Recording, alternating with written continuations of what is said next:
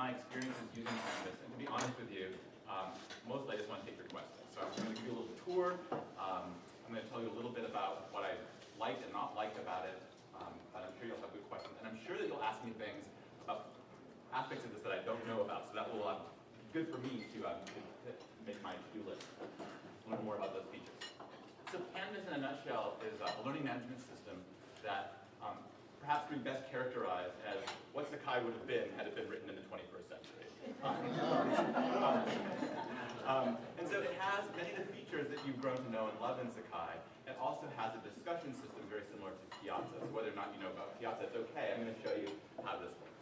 So let me give you a tour from the instructor's perspective, and then I'll show you what it looks like from the student's perspective. So I'm running 3 courses this semester on Canvas. The largest course is the algorithms course. Jacob is taking that course. It has about 100 students in it, and about 25 graders/tutors. And they're all navigating through the course through Canvas. I'm also co-teaching a mathematical and computational biology course with 3 other colleagues, and there's 25 students in there. We're using the system, and I also taught an advanced topics course with about 25 students, and I used that in the first half of the semester. So you can see here that I have 3 courses going, and I can go to any one of those. Let me go to the current course, algorithms.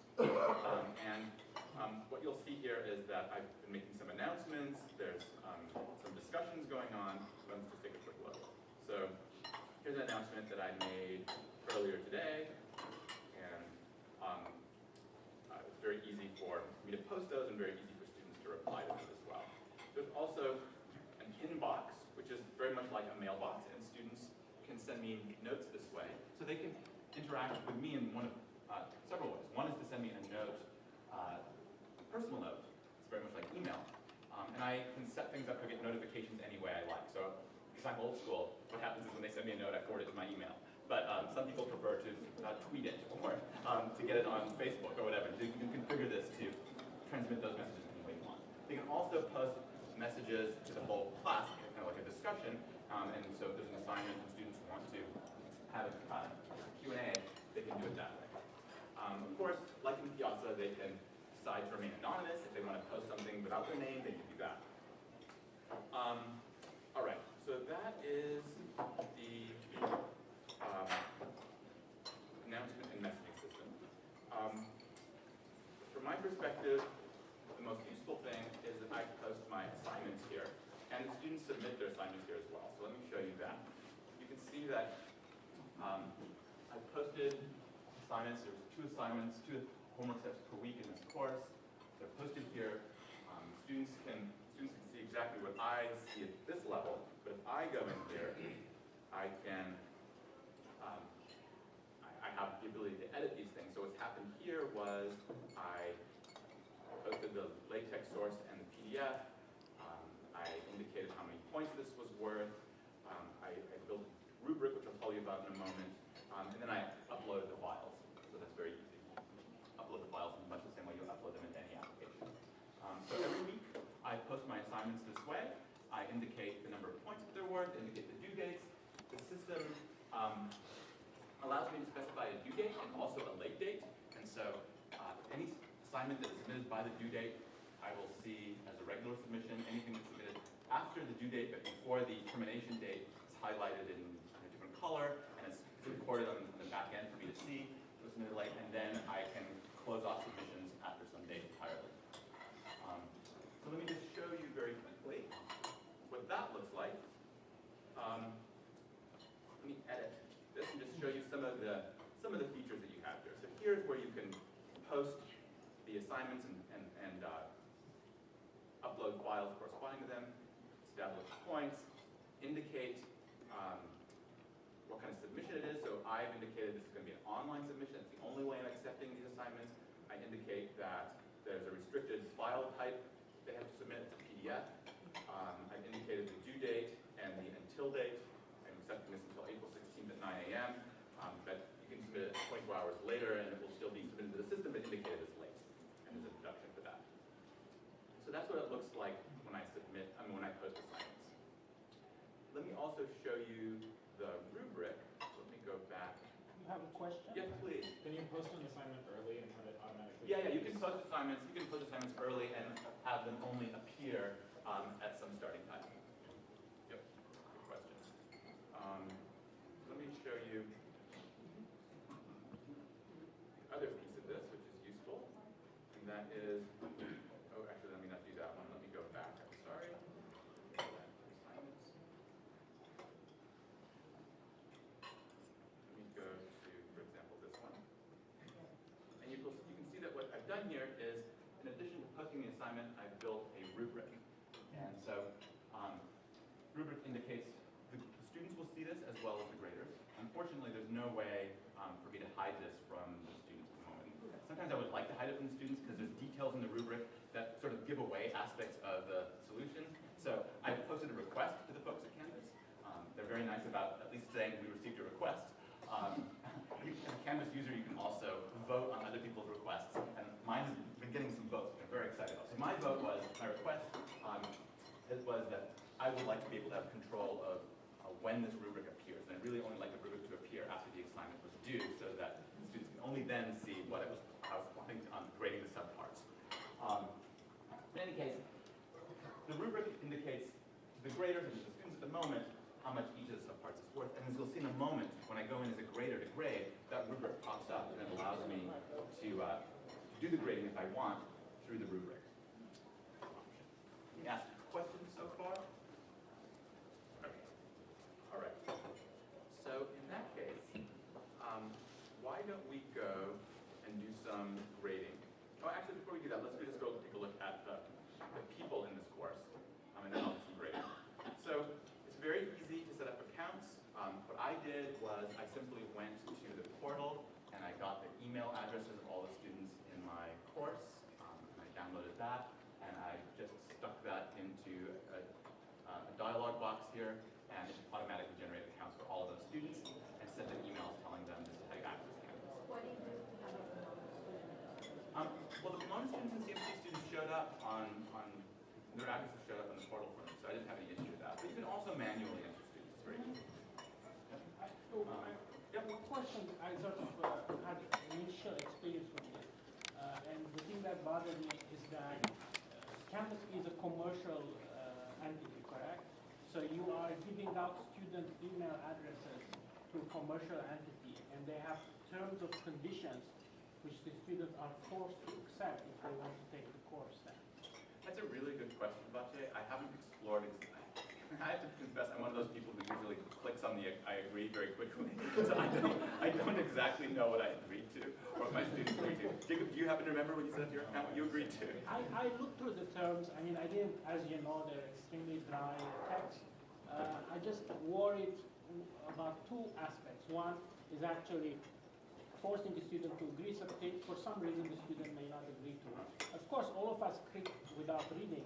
So the second reason I sort of got a bit worried was basically it's encouraging students to just agree and just move on, which is not something that I want to perpetuate, even though I do that mistake sometimes too. No, that's a good point. That's a good point. Do you know what, with respect to the commercial aspect of the company, do you know where, I mean, it's free, right? It's free. But I'm sure in the terms of conditions, they don't necessarily guarantee it's going to be free forever. I'm sure that's true. Yeah, so if you have all your material there, and at some point they start, let's say they start saying we were going to put some ads into the portal to make money, then what is your recourse? Let me defer to Joseph. Let me know more about this than I did. Canvas's model is actually free to individual instructors, but not Can you free. talk a little louder? Sorry, the model is it's free to individual instructors, but not free to institutions. Right. And so when an institution signs up and wants to do an integration, for instance, with their student information system, then there is a fee. And I actually haven't looked deeply into the themselves either. But if we were contracting as an institution, we want to look at FERPA compliance and the kinds of issues around privacy that we've looked into for other providers. So at this point, we're just testing it on a course basis, and if we were to go college-wide with it, we would need to make sure we look at the details of Right. the terms, Yeah. right? And this is the model that all of the commercial learning management systems are using right now. Right now, any of our faculty can sign up for a Blackboard account or for a Google Rooms account or anything they really want to use themselves, and typically those are free. But you're right, you do accept the commissions. No, but actually that addresses my question, because one of the aspects I was worried about is that, you enter into terms of conditions for a free product which is commercial. Eventually they start monetizing it, but you're locked into it. So for example, by putting ads. But it sounds like before we get there, we're going to have to go through some terms of conditions by some legal entity who knows what they're doing. Unlike me, for example, who just clicks OK and right on. Other questions before I continue? I want to show you just the way that the student, or the learning community is managed here, the people, of course, are managed. Then I want to show you how I submit an assignment as a student, and then how your graders and peers grade it. In terms of populating the student side, that was very easy. As I said, I just was able to just put email addresses on the portal. In terms of populating my student staff, 25 students grading at the moment. I did that by hand. It didn't take me very long. It's easy for me to revise the access control either on a per group or per student level, per participant level. So that's all quite seamless. All right. So let me show you. Let me become a student. Show you my view there. I'm going to move now to the student view. So one very nice feature about Canvas is that there is this built-in student view. You don't have to build a dummy account of the student. And I always wonder, what are the students seeing? What are they not seeing? So you just go into the student view, and now I'm a student. And so I'm going to submit an assignment as a student. And so let me go back to the assignments page. And I will say that one of my complaints about Canvas, and I'm not sure why this is the case, is that it seems to take quite some time to upload pages and download for that matter. It's a little slow. All right, so I'm going to go to courses, assignments. I'm going to, so you can see all the assignments here. I've gotten a lot of zeros. I haven't submitted much as a test student. You can see that because of sample solutions here as well as regular homework sets. Let me go and submit this. So I would like to submit an assignment. Actually, forgive me. I haven't spent much time as a student in this course, so give me some moment to get this ready. I think that's one you've already submitted. That may be. But it's a different view that I want to get here. Here we go. This is what I wanted. So I wanted to go here. Thank you, Al. You're right. And let me go here. And It says it was locked. I think it's because the oh, it's locked. All right. Okay. choose a recent So let me go to the recent one. So let's do that. This is definitely not locked yet because I just put this today. And I'm going to submit an assignment. And so I'm going to browse. And I'm going to probably submit the solution set. Because I know I'll get a full 100% for that. All right. What do you mean not necessarily? That's an honor code violation. So I've turned it in. If I want to add comments to my submission, I can do that. There are no comments at the moment. I can resubmit, of course. I can look at the submission details. But now I'm going to leave the student view, and I'm going to go grade the student. So let's go to leave student view. All right. And let's go to people. And the easiest way to grade is actually to click on this grading. I don't want to do this because I'm going to reveal the grades for my course. But if you go to this grades here, what'll happen is you'll see the entire list of students in the class, and you can click on any student and grade that assignment, or you can click at the top on the assignment you want to grade, and then you can just navigate with arrows through the individual students in the class. But I'm not going to do that. Instead, I'm going to specifically click on test student. And so let's see if we can find test student in here.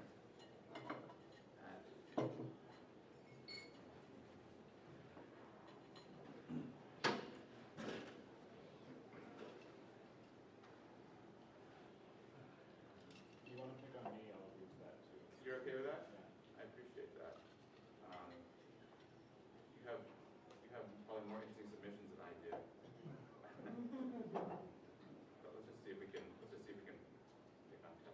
problem with this also is that the alphabetization is a little bit odd. You can see what happened here. Some people got their names populated by their email address and some by their names. So I'm not sure where. I may pick you up in your offer, Jacob. Can you search? Well, you can search in your browser. You can search in the browser, but I'm just going to go and do Jacob. I'm old school. I think I was very close to the top. Where? Alphabetically. There we go. There's Jacob. You're okay with it? Yeah. Okay. All right. So here's Jacob, and I can go to Jacob's grades, but I can also go and grade him. And well, Jacob, I'm reluctant to reveal the fact that you're doing very well in this course. Let me go back. I apologize. Where is test student?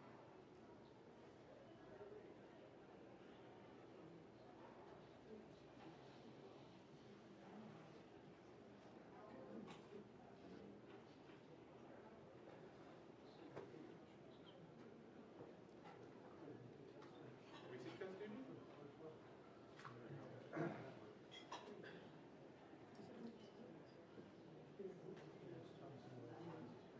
I don't know.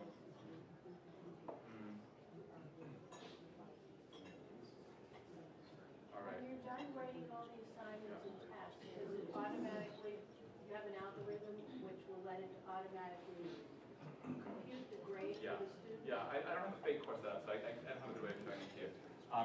Let me see if perhaps while I'm answering questions, I can find my test student and I can show you how I grade this. But what happens is this. Essentially, I can pull up